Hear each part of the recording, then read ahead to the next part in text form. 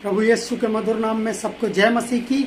वचन का जो भाग आज मैंने पढ़ने के लिए लिया है वो है हबक्कुक की पुस्तक, उसका 3 अध्याय। हबक्कुक की पुस्तक उसका 3 अध्याय, उसकी 17, 18 और 19 आए।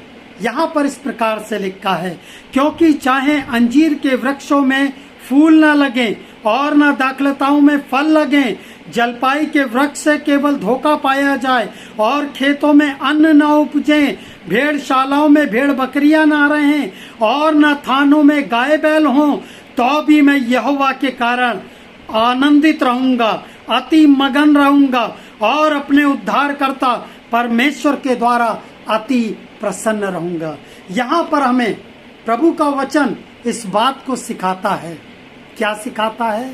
कि आप जीवन की सबसे बुरी परिस्थिति में भी जो यहाँ पर हमें देखने को मिलती है, वो कह रहा है चाहे खेतों में अन्न न उपजे, चाहे भेड़शालाओं में भेड़ बकरियां ना रहें, चाहे चारों तरफ निराशा निराशा निराशा और निराशा हो, तो भी मैं यहोवा के कारण आनंदित और मगन रहूंगा।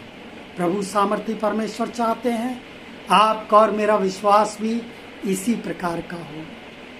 हालेलुया, इसी प्रकार का हो।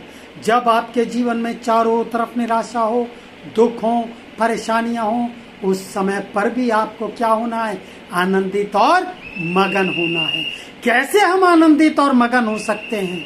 जानते हैं, जब हम प्रार्थना करते हैं, जब हम अपने जीवन के अंदर प्रभु को प्रथम स्थान देते हैं, जब हम संगति में बने रहते हैं। ऐसा नहीं है कि चारों तरफ दुख हैं और उन दुखों को आप लापरवाही के साथ उनको आप दरकिनार करके और अपना जीवन बिना किसी उसके व्यतीत कर रहे हैं। नहीं, आनंदित और मगन रहने का अर्थ क्या है?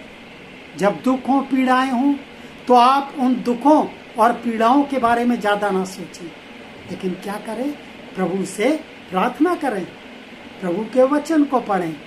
और जब आप ऐसा करेंगे तो प्रभु आपको आनंदित रहने का बल देंगे। हालेलुया।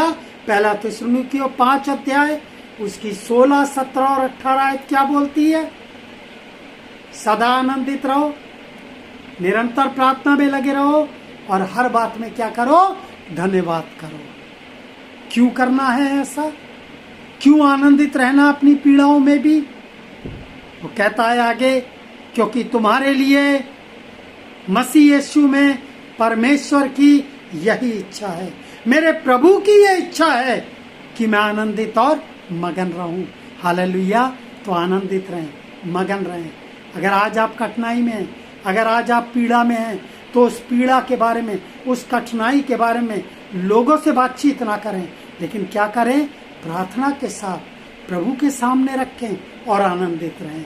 और यकीन जानिए, निश्चित समय पर परमेश्वर आपको आपके जीवन की सारी तकलीफों से, सारी पीड़ाओं से चंगाई दे देंगे। प्रभु आप सबको बहुतायत से आशीष दे। जय मसीह की।